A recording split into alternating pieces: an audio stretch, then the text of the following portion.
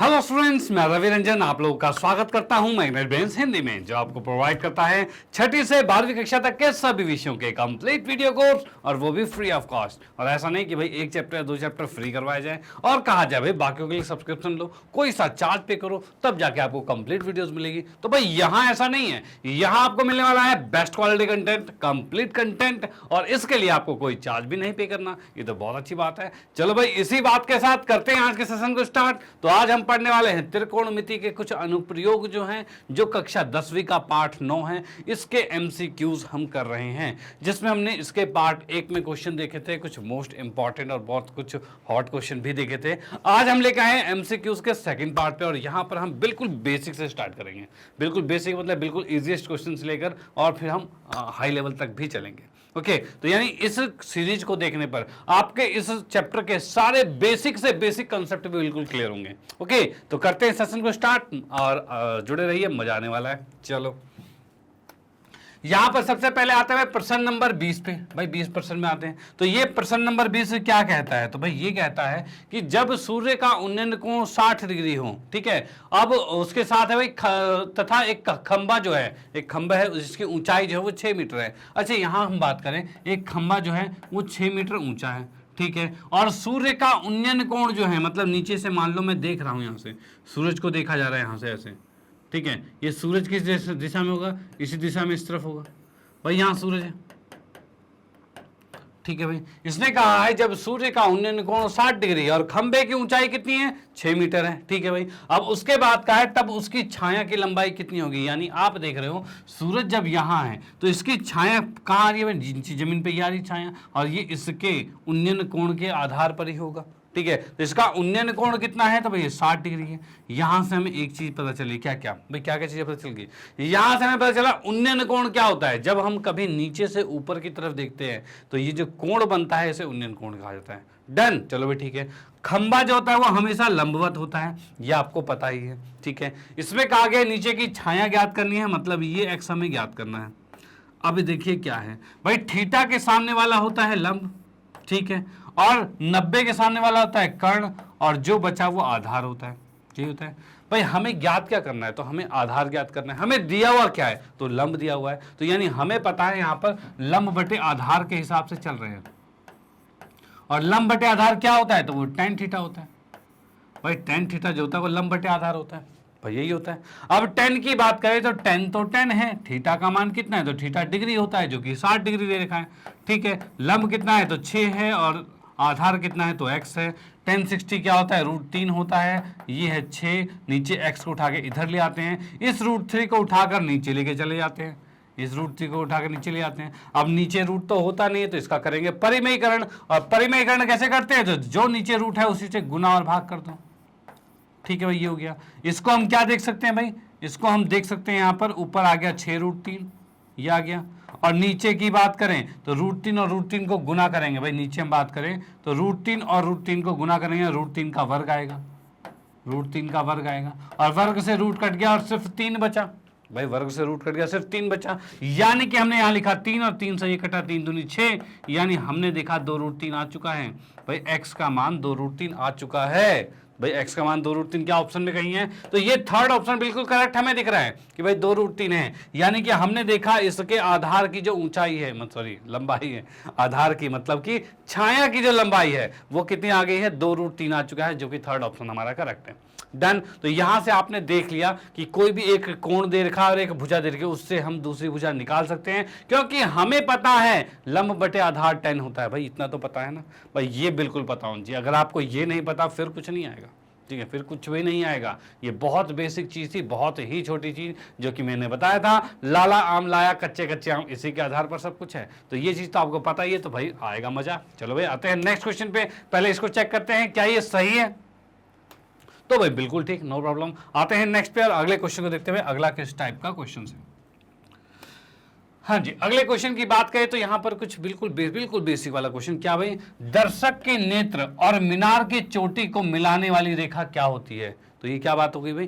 भाई यहां पर ये मीनार बना दिया, मीनार की चोटी है, ठीक है, नीचे यहां पर एक दर्शक खड़ा है, ठीक है भाई, ये दर्शक यहाँ पर खड़ा है, इसका यहाँ सर होगा भाई, आंखें कहाँ होती है, वहीं फेस पे होती है ना भाई, पैरों में आंखें तो नहीं होती, तो यहाँ से तो नहीं देखेगा, देखेगा ऊपर अपने फेस से ही। चलो ठीक है, यहाँ से ये इसको देख रहा है, ठीक है भाई, इसको देख रहा है। अब इसने कहा है दर्शक के नेत्र और मीनार की चोटी को मिलाने वाली रेखा, मतलब इस रेखा की बात करें, ये रेखा कौन सी है। अगर मैं इसको ज्वाइन कर दूं ऐसे, तो ये 90 डिग्री का कोण हो जाएगा, 90 का कोण हो जाएगा, ठीक है। अब देखो इसके अकॉर्डिंग हम देखेंगे यहाँ पर, इसके अकॉर्डिंग क्या क्या चीजें हो रही है। क्षैतिज रेखा क्या होता है, तो भाई ये क्षैतिज रेखा, क्या ये रेखा ही की बात कर रहे हैं, तो हम तो इसकी बात करें, 90 के सामने वाला, यानी कर्ण की बात कर रहे हैं भाई, इसकी बात करें, कर्ण लिखा नहीं है इसलिए हम कर्ण का ऑप्शन में नहीं डालेंगे, ठीक है। तो यहाँ पर भाई कर्ण की बात करें, इस रेखा की बात करें, तो इसको क्या कहते हैं, तो ये क्षैतिज तो नहीं है, लेकिन यहाँ पर एक चीज लिखा हुआ है दृष्टि रेखा, याद रखना, दृष्टि रेखा, यानी नीचे खड़े होकर अपनी दृष्टि से ऊपर देख रहा है, तो ये एक तरह की दृष्टि रेखा होगी, तो इसका ऑप्शन नंबर चौथा ही करेक्ट होगा, जो कि दृष्टि रेखा है। अब इसको चेक करते हैं क्या ये सही है, तो यहां देखा ये बिल्कुल ठीक है, नो प्रॉब्लम। और आते हैं नेक्स्ट क्वेश्चन पे।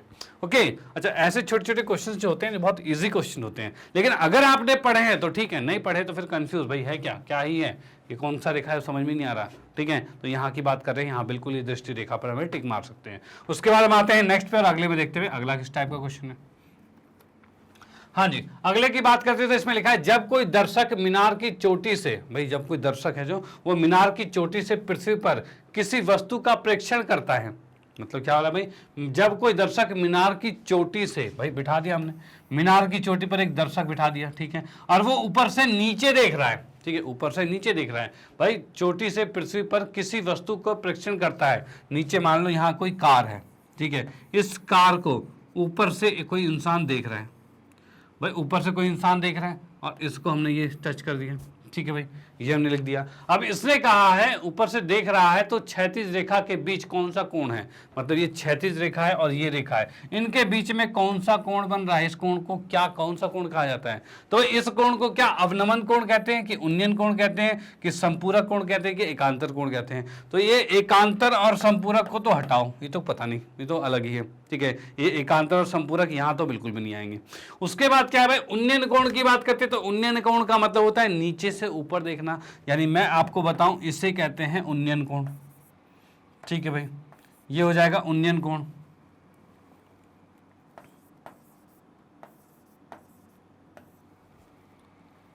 इसको इस तरह से लिख देते हैं, ये भाई ये उन्नयन कोण हो गया, ठीक है। तो क्या हमें उन्नयन पूछा था, तो नहीं, उन्नयन तो नहीं पूछा था हमें, क्योंकि नीचे वाला तो नहीं पूछा था, तो हमें कौन सा पूछा हुआ है भाई, तो ये ऊपर वाला कोण पूछा हुआ था, और उसका नाम क्या होगा, अवनमन कोण होगा। तो याद रखना यहाँ से भाई, इस चीज से याद रखना, ये चीज आपको पता भी है, क्वेश्चन आपने किए हैं, सारे क्वेश्चन कंप्लीट किए हैं, तब तो आपको बिल्कुल ही पता होगा कि जब ऊपर से कोई नीचे देखता है, तो यहाँ ऊपर आता है अवनमन कोण आता है, अवनमन आता है, और यहाँ हमने देख लिया ये अवनमन कोण आ गया है, डन, चलो ठीक है, अवनमन कोण आता है। अब अगर कोई नीचे से ऊपर देखता है तो उसे उन्नयन कोण कहा जाता है, डन, तो भाई ठीक है, यहां से हमने देख लिया, आंसर नंबर फर्स्ट करेक्ट आता है, इसको चेक करते हैं, तो ये बिल्कुल ठीक है, नो प्रॉब्लम। और आते हैं नेक्स्ट क्वेश्चन पे, अगले क्वेश्चन को देखते हैं भाई, अगला मोस्ट इंपॉर्टेंट क्वेश्चन किस तरीके का है।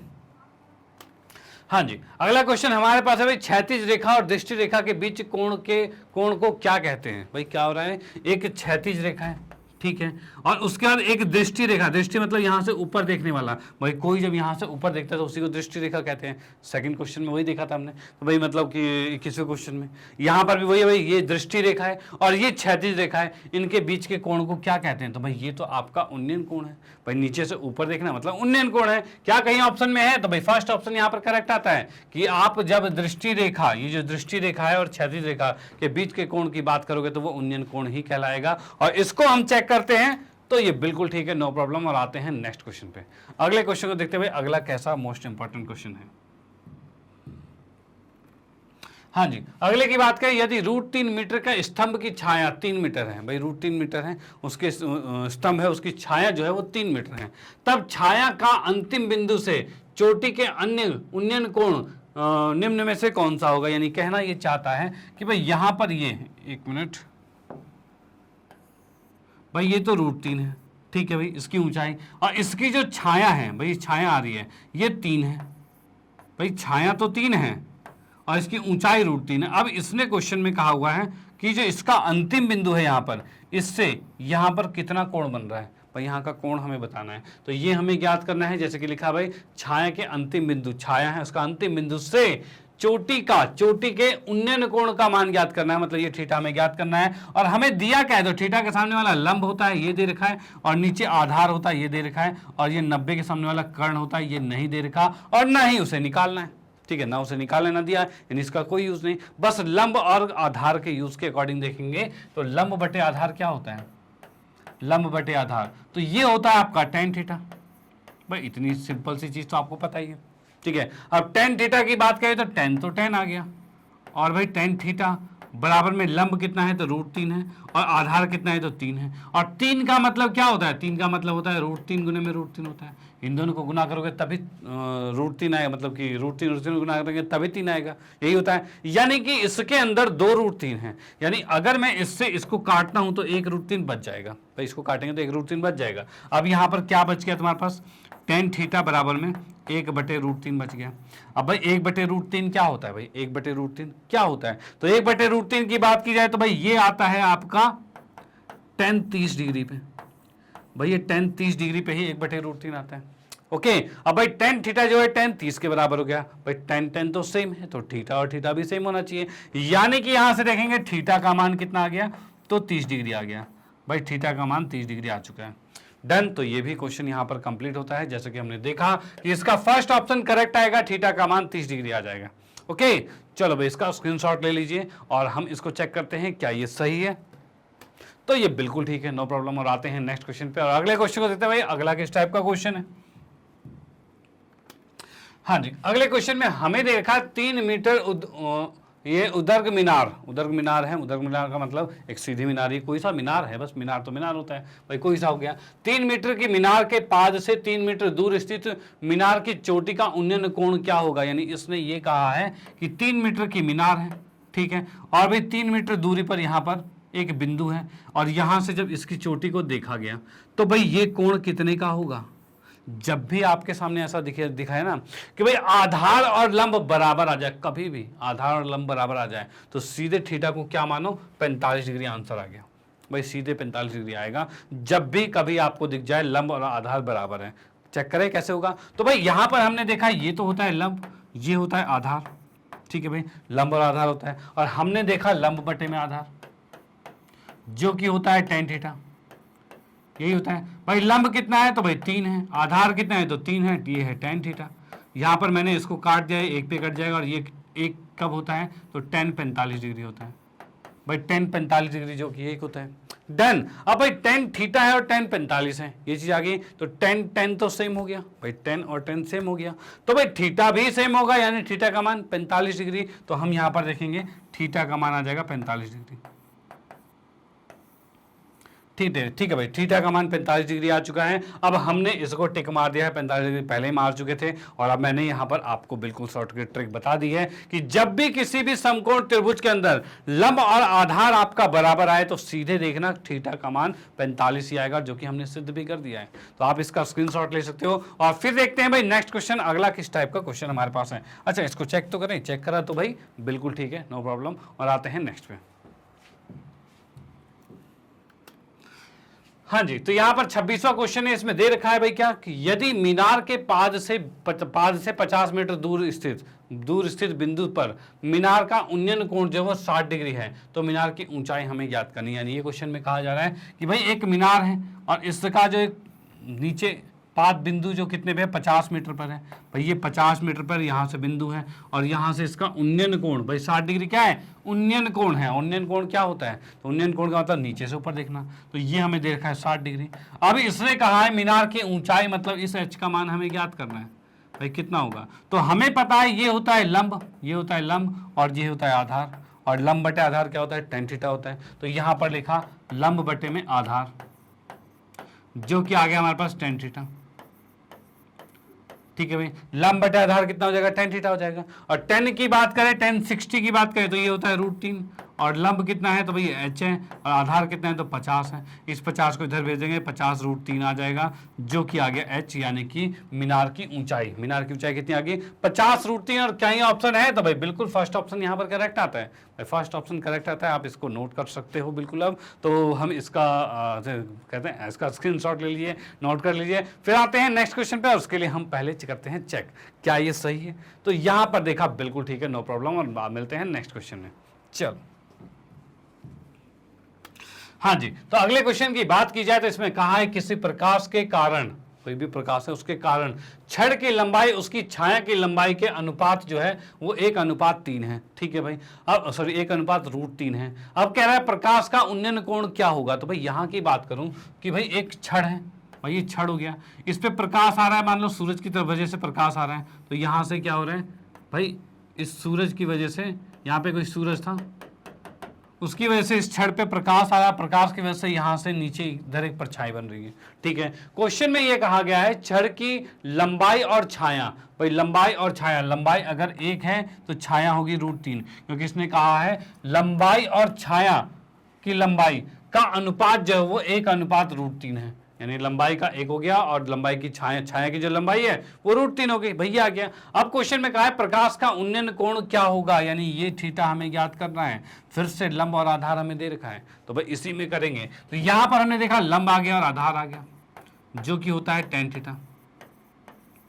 ठीक है भाई, ये कितना आ रहा है लंब, तो लंब 1 है, आधार कितना है √3, और ये है tan थीटा। अब आप लोग मुझे बताओगे, भाई आप बताओगे अब कि भाई tan थीटा का मान 1/√3 कब होता है। तो बिल्कुल बताइए भाई, सोचिए बताइए। और आता है तो बहुत अच्छी बात है भाई, जिसको आ गया भाई बहुत बढ़िया बात है, और जिसको नहीं आया तो वो देख लीजिए भाई यहाँ पर कि भाई ये होता है tan 30 डिग्री, भाई tan 30 डिग्री। और जिसको आ गया वैसे मोस्टली को तो आ ही गया होगा कि बस सबसे बेसिक चीज़ है। ठीक है कि भाई tan थीटा का मान कितना आ गया, tan 30 आ गया है, और tan सेम है तो थीटा कितना होगा भाई, कोण कितना होगा, तो भाई 30 डिग्री आ गया। तो यहाँ से हम देख सकते हैं कि यहाँ पर ये थीटा जो आ गया वो 30 डिग्री आ चुका है। क्या ऑप्शन में कहीं 30 डिग्री है, तो ऑप्शन में भाई दिख गया मुझे, सेकंड ऑप्शन जो है वो 30 डिग्री हमें दिख रहा है। और इसको चेक करते हैं क्या ये सही है, तो ये बिल्कुल ठीक है, नो प्रॉब्लम। और आते हैं नेक्स्ट क्वेश्चन पे, और अगले क्वेश्चन को देखते हैं। भाई अगला किस टाइप का क्वेश्चन है। हाँ जी, अगले क्वेश्चन में देखें भाई, एक मीनार की ऊंचाई 100 मीटर है। ठीक है भाई, जब सूर्य का उनतास जो है वो 30 डिग्री से 45 डिग्री हो जाता है तो मीनार की छाया कितने मीटर कम हो जाएगी। यानी कहना ये चाह रहा है कि भाई ये एक था पहले, ठीक है भाई, ये भाई मीनार की ऊंचाई 100 मीटर है, ये सूरज है यहाँ पे। ठीक है, सूरज से यहाँ पर परछाई एक आ रही है, कब आ रही है, कब, जब ये हमने देखा कि ये 45 डिग्री था। ठीक है, सूरज को थोड़ा सा और नीचे डुबाते हैं, सूरज और नीचे डूबा और यहाँ से ये आया और यहाँ से ये कुछ इस तरह से कोण बन रहा है, और ये आ रहा है 30 डिग्री। ठीक है, ये 30 डिग्री आ रहा है।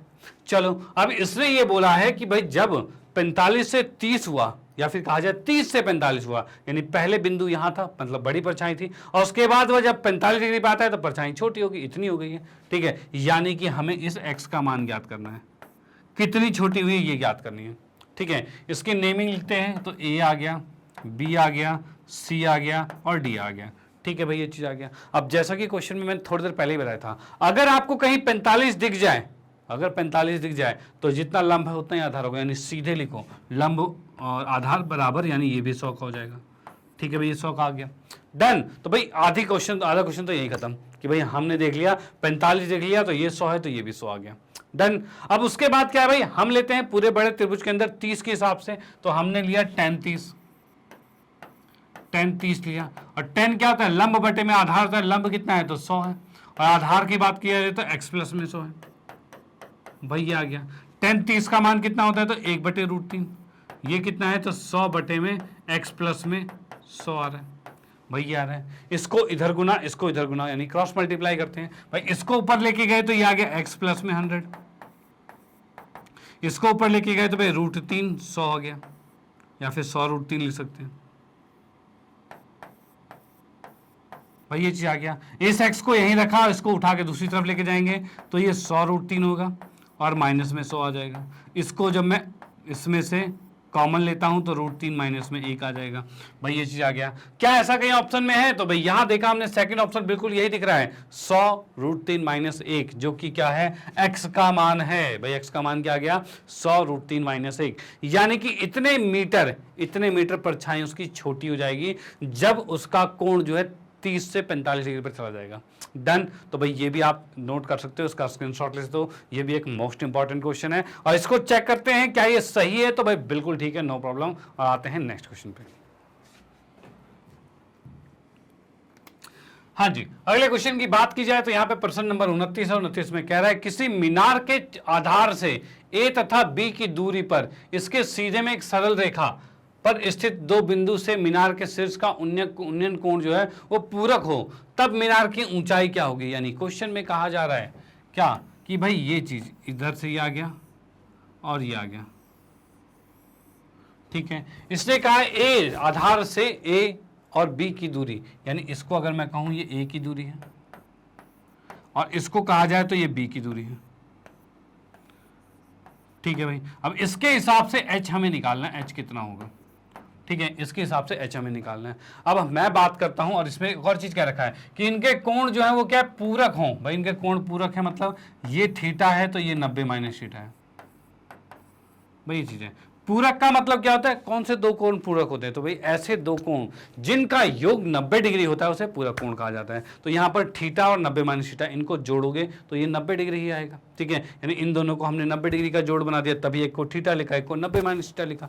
ओके चलो भाई ठीक है। अब इसके बाद इसमें आते हैं भाई, इसके सबसे पहले छोटे वाले त्रिभुज की बात करते हैं। तो छोटे वाले त्रिभुज में लिखेंगे भाई tan 90 माइनस थीटा। 10 ही क्यों लिया हमने, 10 इसे लिया क्योंकि इसके सामने वाला लंब और आधार की जरूरत है, कर्ण की कोई जरूरत नहीं है, ना ही बड़े वाले में कर्ण का तो पूछा ही नहीं है भाई, लंब और आधार का पूछा है, वो हम निकाल रहे हैं। तो लंब कितना है तो h है और बटे में a आ गया, ठीक है। इस a को उठा के इधर भेज देंगे तो ये a इधर आके क्या a आ जाएगा और tan 90 minus theta cot theta हो जाएगा। चलो ठीक है, ये h आ गया हमारे पास। क्या ऐसा कहीं ऑप्शन में दिख रहा है, तो भाई ऐसा ऑप्शन में तो नहीं दिख रहा, तो क्या किया जाए। तो उसके बाद हम आते हैं नेक्स्ट पे। अगला क्या है, तो अगले बड़े वाले त्रिभुज की बात करें तो बड़ा त्रिभुज क्या है तो tan थीटा है, बराबर में क्या हो जाएगा h बटे में b हो जाएगा। इस b को उधर भेज देते तो b tan थीटा हो जाएगा, ठीक है, बराबर में h आ गया। क्या ऐसा कहीं ऑप्शन है b tan थीटा, तो भाई ऐसा भी नहीं है। तो क्या इनमें से कोई नहीं पे टिक मार दे, तो नो, कुछ तो करेंगे। तो हम क्या करते हैं, फर्स्ट और सेकंड समीकरण है इन दोनों को गुणा करते हैं, मतलब फर्स्ट में सेकंड को गुणा कर दिया गया। तो भाई लेफ्ट से गुणा हो गया, यानी a b, भाई a b और उसके बाद cot थीटा और tan थीटा आ गया, ठीक है। राइट को राइट से गुना करेंगे तो h गुने h यानी h का वर्ग आएगा, ठीक है। अब भाई tan और cot कितना होता है, तो tan और cot 1 होता है। क्यों होता है, क्योंकि cot को हम 1/tan लिख सकते हैं और tan से tan कट जाएगा, यानी हम डायरेक्टली काट देते हैं, ये कट गया। अब भाई यहाँ से स्क्वायर हटाओगे तो क्या आएगा, भाई यहाँ से स्क्वायर हटाए तो इधर रूट लगेगा जो कि a b आएगा, ठीक है। क्या कहीं ऑप्शन में है, तो भाई सेकंड ऑप्शन यहाँ पर दिख रहा है जो कि √ab है। भाई सेकंड ऑप्शन दिख रहा है √ab है और इसको चेक करें क्या ये सही है, तो भाई बिल्कुल ठीक है, नो प्रॉब्लम। तो भाई ये भी एक मोस्ट इंपॉर्टेंट क्वेश्चन है, ओके, ये भी एक मोस्ट इंपॉर्टेंट क्वेश्चन है, इसको भी कर लेना आप, इसको भी दोबारा से प्रैक्टिस कर लेना। और अब आते हैं नेक्स्ट क्वेश्चन पे, अगले क्वेश्चन को देखते हैं भाई अगला क्वेश्चन कैसे निकलेगा। चलो भाई देखते हैं अगला किस टाइप का क्वेश्चन है। ओके तो आते हैं नेक्स्ट क्वेश्चन पे। तो हमारा अगला प्रश्न नंबर 30 है और इसमें क्या कह रहा है, तो इसमें कह रहा है भाई एक 87 मीटर ऊंची एक मीनार है। चलो भाई ठीक है, 87 मीटर ऊंची एक मीनार हो गई, जो कि क्या है, नदी में स्थित नाव का अवनमन कोण यहाँ से इसके टॉप से कितना हो रहा है, 30 डिग्री हो रहा है। तो यहाँ पर देखो जैसा कि क्वेश्चन में कहा है कि भाई 87 मीटर ऊंची मीनार है, तो भाई ठीक है, कोई दिक्कत वाली बात नहीं। 87 मीटर ऊंची मीनार पहले बना लेते हैं और उसके अकॉर्डिंग क्वेश्चन बनेगा हमारा। तो पहले तो हमने बनाया है 87 मीटर ऊंची मीनार, ठीक है भाई। अब इसने कहा है 87 मीटर ऊंची एक मीनार से नदी में स्थित एक नाव का अवनमन कोण 30 है, मतलब यहां नीचे नदी है, ठीक है। अब इससे अवनमन कोण कहां होगा, तो भाई ऊपर से नीचे देखने को ही तो अवनमन कहते हैं।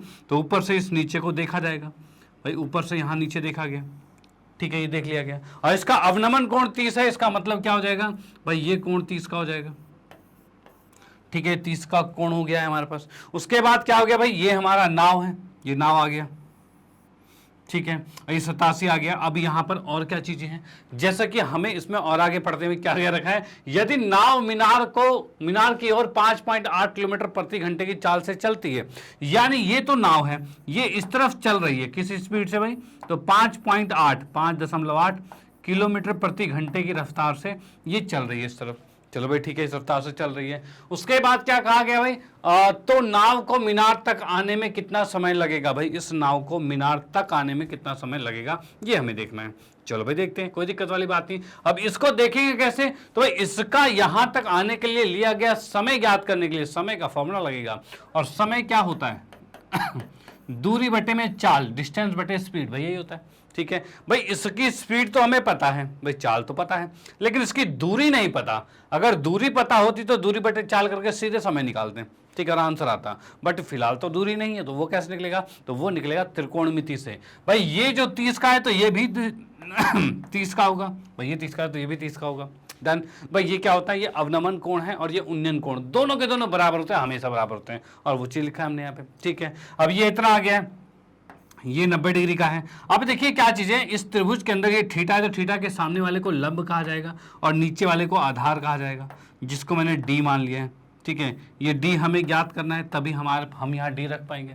ओके, तो भाई यहां से बात की जाए तो टेन थीटा आएगा। टेन क्यों आया भाई, भाई टेन थीटा ही क्यों आया, क्योंकि हम यहाँ पे देख पा रहे हैं लंब हमें पता है और आधार ज्ञात करना है। लंब और आधार का ही रिलेशन है, कर्ण का तो कोई यूज ही नहीं है, तो हम लंब और आधार को ले रहे हैं तो लंब बटे आधार लिख लेते हैं, ये होता है टेन थीटा। ठीक है भाई, अब भाई टेन थीटा, थीटा कितना है तो 30 डिग्री, लंब कितना है तो 87 87 है, और आधार कितना है तो ये है भाई डी। ठीक है, ये टेन 30 का मान होता है 1/√3 और ये है 87 बटे में डी आ गया, इस डी को इधर भेजा। ठीक है भाई, और √3 को इधर भेजा तो 87 √3 मीटर आ गया, भाई इतने मीटर आ गया। ठीक है भाई, इतने मीटर आ चुके हैं। अब देखिए भाई दूरी तो ये आ गई है, तो क्या मैं दूरी मतलब 87 √3 बटे में 5.8 कर दूं, आंसर आ जाएगा, तो नो। क्यों, क्योंकि ये है किलोमीटर प्रति घंटा और ये आया है मीटर में, तो भाई कन्वर्ट करना पड़ेगा, और समय हमें चाहिए मिनट में, तो यानी ये हमें चाहिए होगा क्या भाई, इसको हमें मीटर पर मिनट में कन्वर्ट करना पड़ेगा। उसके लिए क्या करना पड़ेगा, तो उसके लिए हम देखेंगे यहाँ पर भाई चाल जो हमारे पास दे रखी है, क्या है भाई चाल, भाई चाल दे रखी है 5.8, यह क्या है किलोमीटर प्रति घंटा है, भाई ये दे रखा है हमें किलोमीटर प्रति घंटा दे रखा है। चलो भाई ठीक है, अब 1 किलोमीटर को मीटर में कन्वर्ट करने के लिए क्या करते हैं, तो भाई उसको 1000 से गुना करना पड़ता है। तो इस किलोमीटर को कन्वर्ट करने के लिए मीटर में इधर क्या 1000 से गुना, तो ये अपने आप मीटर में आ गया। और भाई मिनट को सेकंड में, सेकंड नहीं हमने सॉरी, घंटा जो था एच था मतलब आवर यानी घंटे थे, और घंटे को अगर मिनट में कन्वर्ट करना है तो किससे गुना करना पड़ेगा, तो 60 से, भाई 60 से गुना कर दिया। अब यहाँ पर देखते हैं कुछ कट रहा है क्या, तो भाई इसको 0 से 0 काट दिया है, इसको अंदर गुना किया तो ये कितना आ रहा है भाई, ये आ रहा है हमारे पास 580 बटे में 6 आ रहा है, भाई इतना ही रहने दो। इस हमारे पास क्या हो रहा है, स्पीड आ रही है जो कि मीटर पर मिनट के हिसाब से है। ठीक है, मीटर पर मिनट के हिसाब से, डन। चलो भाई ठीक है, अब देखो अगर मीटर पर सेकंड निकालना होता है तो नीचे हम 60 गुने 60 करना पड़ता है, क्योंकि 3600 मिनट सेकंड होते हैं घंटे में, तो वो लगना होता है, लेकिन फिलहाल आंसर मिनट में है तो हमें मिनट में ही कन्वर्ट करना होगा। अब भाई हमारे पास चाल आ गई है, दूरी पता है, समय अब निकालेंगे। समय कैसे निकलेगा, तो 87 √3 बटे में कितना है भाई 580, ठीक है, और इसके बटे 6 है, मतलब ये 6 ऊपर जाएगा। ठीक है भाई, ये चीज हमारे पास आ गया। उसके बाद इसको काटते हैं, कटेगा किससे, तो भाई ये कट जाएगा भाई 29 तिया, भाई 29 दूनी 58, भाई 29 के पहाड़े में देखा जाए तो 29 दूनी 58 होता है, 29 तिया ये होता है, भाई ये कट गया हमारे पास।